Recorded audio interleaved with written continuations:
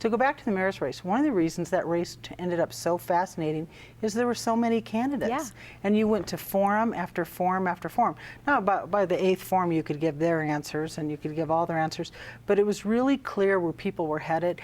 And Hickenlooper was such an innovative, incredibly unusual candidate. For example, he wanted to run an ad. It was the Looking Mayoral ad where he's trying on different suits. And they said, well, you can't run the ad. Well, why not? Well, because if you go up on the air, you have to stay up. He said, why?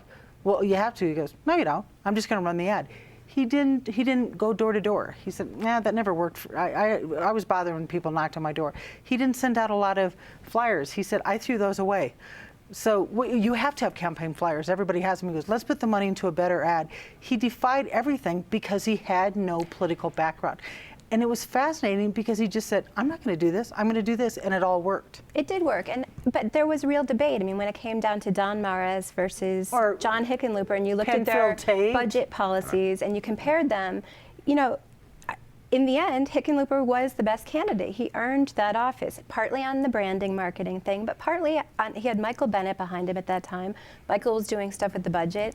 It worked. And you know, I'm not sure we've seen that freshness out of Hickenlooper for several years now, that sort of exuberance and that sort of newness. I'm going to go both ways on this, but if you were the Republican Party, what is the thing you're going to pull out of the last several years of Hickenlooper being mayor to say, aha, here's a gotcha, here's what we're going to put on the 30-second spot? Well, I don't know if this is the Republican Party, but I can tell you most of my anti-Hickenlooper phone calls have been about his restaurant, employing illegal immigrants, sanctuary city.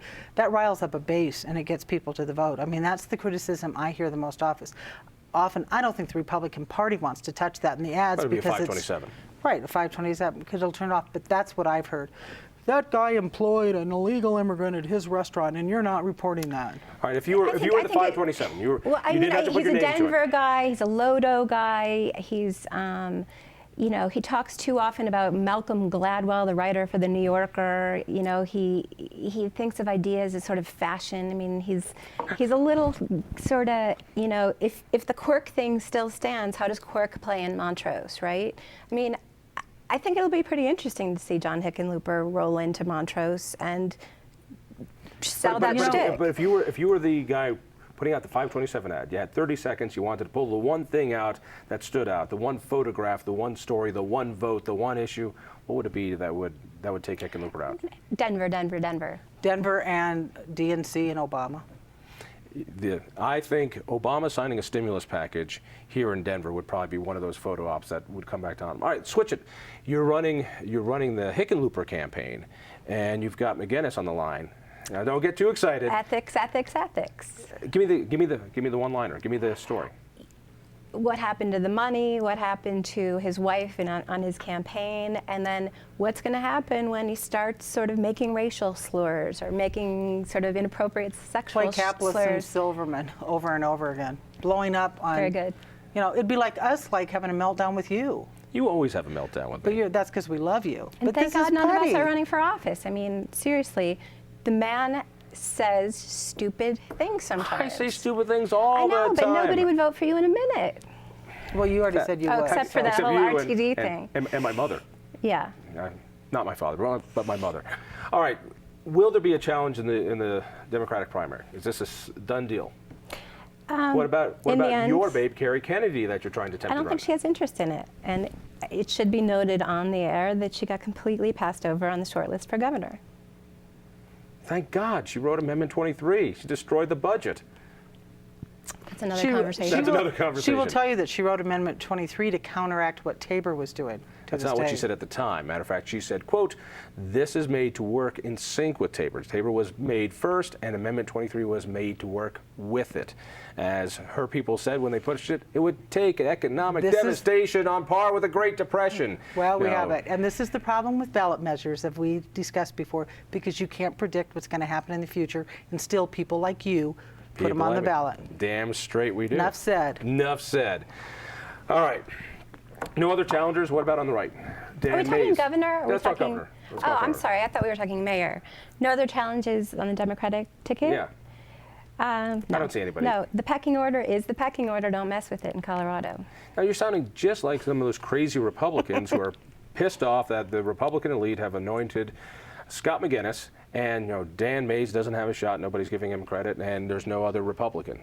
I don't think real people, Americans, Denverites, whatever you want to call them, care about these parties' pecking orders. I mean, to normal people, who's waited their turn, who's been a good soldier, people just don't care. People don't pay that close of attention to it. I think people do want choices. They want debates. They want people vetted. The problem is, though, campaigns are costlier and costlier, and it's great to say, let's have 1 million people run, but there's no money.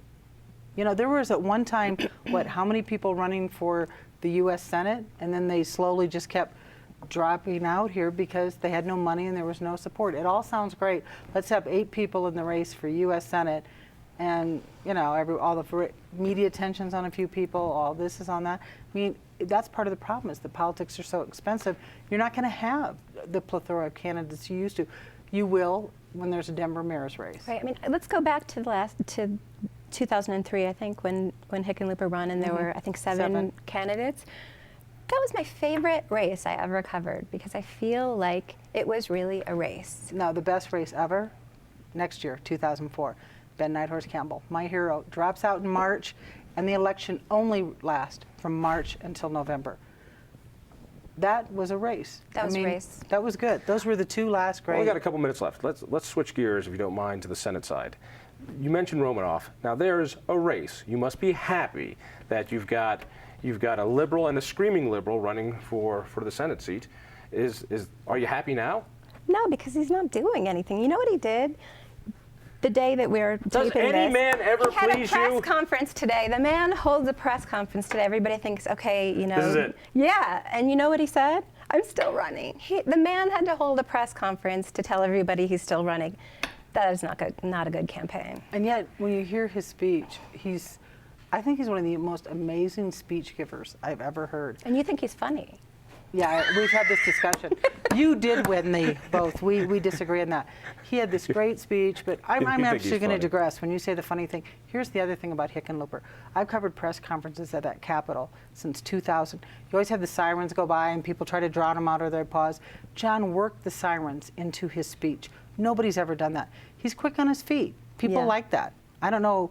I think Scott's jokes are a little bit forced sometimes. See, I've always thought, getting back to Romanoff, I thought when he announced he would win the nomination, I thought that he had name recognition. Democrats love him. The party faithful who come out to a primary are more likely to vote for Romanoff. I'm not getting that right now because I think his campaign has stalled, and for such a dynamic guy. He waited for so long. A number of people said, Andrew, I think you got screwed. I think you should challenge Bennett. And he waited and waited. In fact, some of his closest friends supported Bennett and gave him money. And then Andrew says at the last minute, I'm going to do it. I was promised this. I didn't get that. It's how he did it. He was looked at as petulant and petty. And bigger than that, there's no difference between the 2 candidates. He hasn't blazed a trail and said, people. All right, hang on. Out of time. Hickenlooper versus McGinnis. Man. Oh, man. Who wins? November. Quick. Hickenlooper. I don't predict. I cover him. Yeah, come on. Who? You. Me. The write-in candidate. Ladies, thank you very much. Listen for me late nights on 850 KOA. Tell a friend, and we'll see you next week right here on Independent Thinking. You jab bamboozle, nuka noozle, bippity bop she-call. You jab bamboozle, nuka noozle, bippity bop she-call. I mean, you keep on talking, but you don't know where to turn it off.